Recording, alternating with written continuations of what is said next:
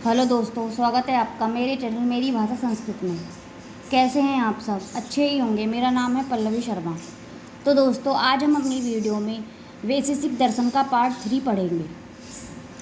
तो सबसे पहले हम वैशेषिक दर्शन का संक्षिप्त परिचय पढ़ा चुके हैं। उसके बाद तर्क संग्रह में पदार्थ का पहला पार्ट पढ़ा चुके हैं। तो अब चलिए दूसरे पार्ट में अब हम गुण पढ़ते हैं।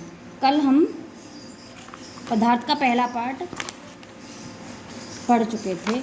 पहले पार्ट में हमने द्रव्य पढ़ा था। पहले पढ़े थे पदार्थ 7 प्रकार के होते हैं, उसमें सबसे पहले होता है द्रव्य। द्रव्य 9 होते हैं, हम 9 द्रव्य पढ़ चुके हैं। अब आते हैं दूसरे पदार्थ गुण पर।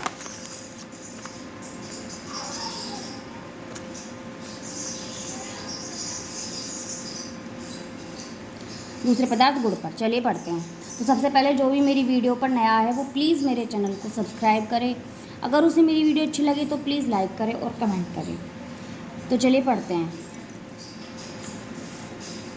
तो द्रव्य का पदार्थ का दूसरा होता है गुण। दूसरा पदार्थ कौन होता है? गुण। गुण का लक्षण देखते हैं। द्रव्य कर्म भिन्नत्वे सति सामान्यत्वं गुण सामान्य लक्षणम। द्रव्य कर्म भिन्नत्वे सति सामान्यवत्वं गुण सामान्य लक्षणम। ये होता है गुण का लक्षण। अब गुण के प्रकार, गुण जो है वो 24 प्रकार का बताया गया है। 24 प्रकार का गुण बताया गया है। नंबर 1 रूप, नंबर 2 रस, नंबर 3 गंध, नंबर 4 स्पर्श, नंबर 5 संख्या, नंबर 6 परिमाण, नंबर 7 पृथक्त्व, नंबर 8 संयोग, नंबर 9 विभाग, नंबर 10 परत्व, नंबर 11 अपरत्व, नंबर 12 गुरुत्व, नंबर 13 द्रवत्व, नंबर 14 स्नेह, नंबर 15 शब्द, नंबर 16 बुद्धि, नंबर 17 सुख, नंबर 18 दुख, नंबर 19 इच्छा, नंबर 20 द्वेष, नंबर 21 प्रयत्न, नंबर 22 धर्म, नंबर 23 अधर्म, नंबर 24 संस्कार। तो इस प्रकार से ये 24 प्रकार के गुण हो जाते हैं। रूप, रस, गंध, स्पर्श, संख्या, परिमाण, पृथक्त्व, संयोग, विभाग, परत्व, अपरत्व, गुरुत्व, द्रवत्व, स्नेह, शब्द, बुद्धि, सुख, दुख, इच्छा, द्वेष, प्रयत्न, धर्म, अधर्म, संस्कार। तो इस प्रकार से 24 गुण होते हैं। अब इन 24 गुणों को एक एक करके हम पढ़ेंगे संक्षिप्त रूप से। तो देखिए गुण के प्रकारों की व्याख्या। तो सबसे पहले होता है गुण रूप। तो रूप का क्या लक्षण है? चक्षुर्मात्र ग्राह्यो गुणो रूपम।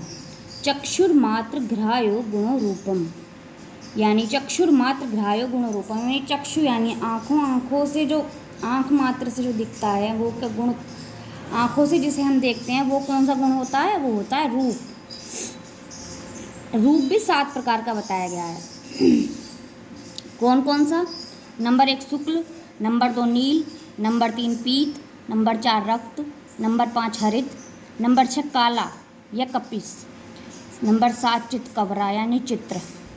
तो इस प्रकार से ये रूप 7 प्रकार का बताया गया। अब देखते हैं इस स्थान, यानी स्थान वृत्ति। स्थान का अपर नाम होता है वृत्ति। तो रूप के जो स्थान हैं वो क्या है? रूप के स्थान है पृथ्वी, जल और तेज। पृथ्वी, जल और तेज रूप के स्थान हैं।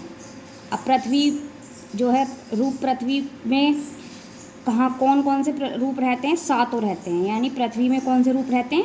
7 रूप रहते हैं। और जल में रहता है आभास्वर शुक्ल, यानी ना चमकने वाला। आभास्वर शुक्ल क्या होता है? ना चमकने वाला। जो ये आभास्वर शुक्ल होता है ये ना चमकने वाला होता है।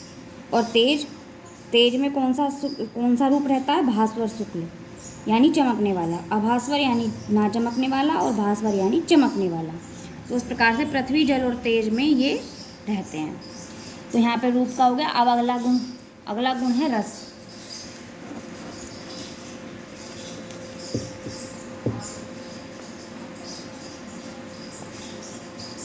अगला गुण है रस। नंबर 2 रस। रस का रूप है रसना घ्रायो गुणो रसः। रसना घ्रायो गुणो रसः, ये रस का लक्षण हो जाता है। अब रस भी 6 प्रकार के बताए गए हैं। कौन कौन से? नंबर 1 मधुर, नंबर 2 अम्ल, नंबर 3 लवण, नंबर 4 कटु, नंबर 5 कसाय और नंबर 6 तिक्त। तो इस प्रकार से 6 प्रकार के रस बताए गए हैं। अब इसके स्थान देख लेते हैं। स्थान यानी वृत्ति। स्थान, ये कौन कौन से रस कौन कौन से स्थानों में रहता है? पृथ्वी और जल में। तो पृथ्वी में कितने जगह रहता है? 6 जगह। और जल में मधुर, यानी पृथ्वी में जो रस है वो 6 प्रकार का रस है ना, तो वो 6 रहते हैं पृथ्वी में, लेकिन जल में सिर्फ मधुर रस होता है। ठीक है, आगे चलते हैं। अब नंबर 3 क्या है? गंध। गंध का लक्षण देख लेते हैं। घ्राण घ्रायो गुणो गंधः। घ्राण घ्रायो गुणो गंधः, यह है गंध का लक्षण। अब गंध भी कितने प्रकार का बताया गया? गंध बताया गया 2 प्रकार का। कौन कौन सा? नंबर 1 सुरभि, नंबर 2 असुरभि। सुरभि को क्या कहते हैं? सुगंध। और असुरभि को क्या कहते हैं? दुर्गंध। यानी सुगंध जो अच्छी होती है, दुर्गंध यानी जो बुरी होती है। ये होती है सुरभि और असुरभि। गंध होती है 2 प्रकार की। ये इसका स्थान क्या है? यानी वृत्ति, इसका वृत्ति है सिर्फ पृथ्वी में। तो ये जो गंध है सिर्फ पृथ्वी में रहती है। अब आगे चलते हैं। नंबर 4 स्पर्श। स्पर्श का लक्षण देख लेते हैं। त्वगींद्रिय मात्र घ्रायो गुणः स्पर्शः।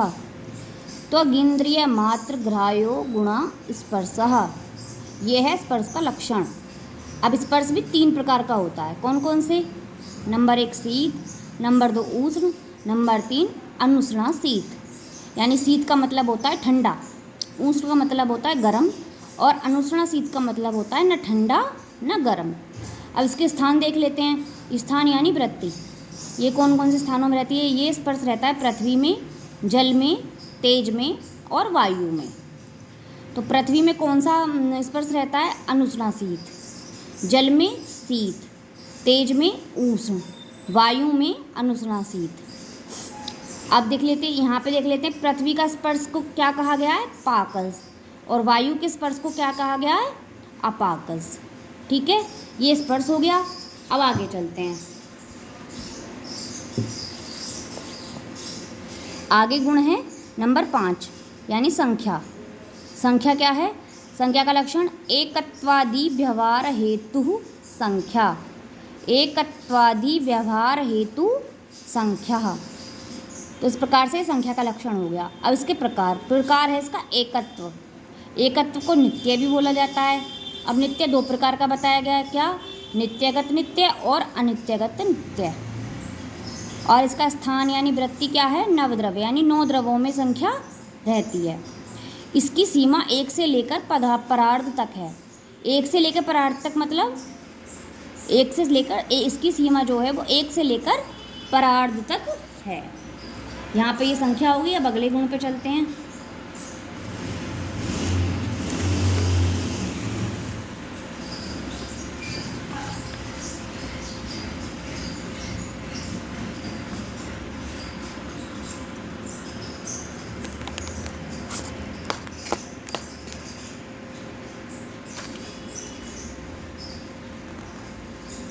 नंबर 6 परिमाण।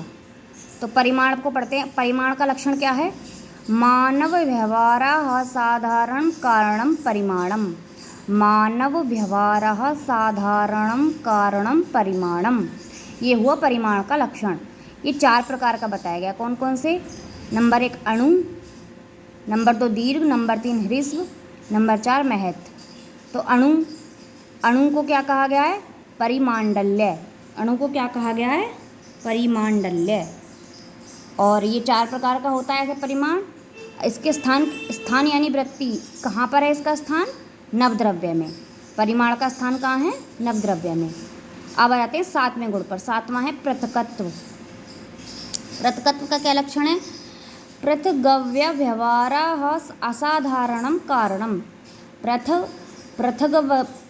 पृथग व्यवहारः असाधारणं कारणम, ये हुआ इसका लक्षण।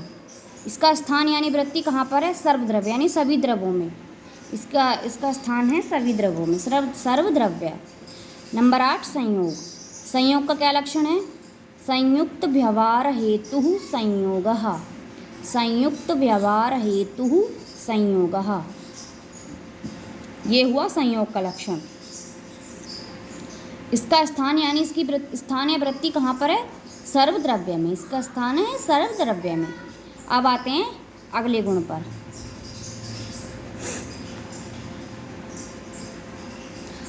अगला गुण है नोमा परत्व और 10वां अपरत्व। ये दोनों एक दूसरे से मिले हुए हैं पर अलग अलग हैं। अब देख लेते हैं इनके बारे में। इन दोनों का लक्षण एक ही है। तो परत्व और 10वां है अपरत्व। क्या लक्षण है इनका? परापर व्यवहार असाधारणम कारणम। परापर व्यवहार असाधारण कारणम, ये इन दोनों का लक्षण है। अब परत्व कितने प्रकार का? परत्व 2 प्रकार का बताया गया है, दिशाकृत और कालकृत। दिशाकृत को कहते हैं दूरस्थ और कालकृत को कहते हैं ज्येष्ठ। ये है परत्व का। अब अपरत्व का क्या है?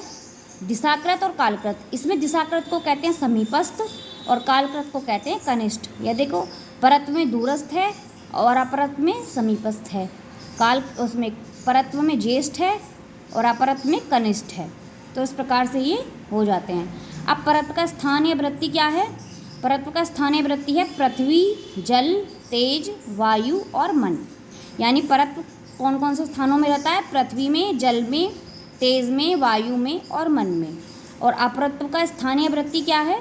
पृथ्वी, जल, तेज, वायु और मन। यानी अपरत्व कौन से स्थानों पर रहता है? पृथ्वी में, जल में, तेज में, वायु में और मन में।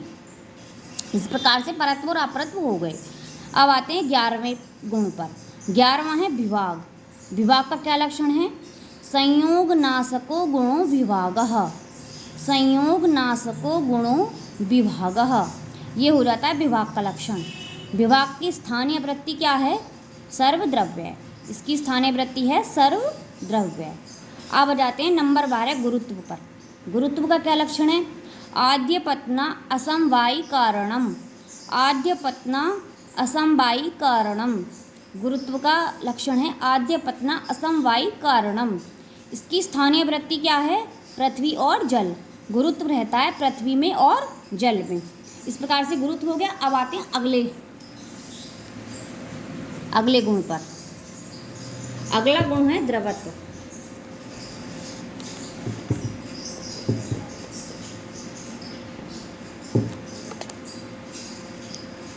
अगला गुण है द्रवत्व। नंबर 13 द्रवत्व। द्रवत्व का क्या लक्षण है?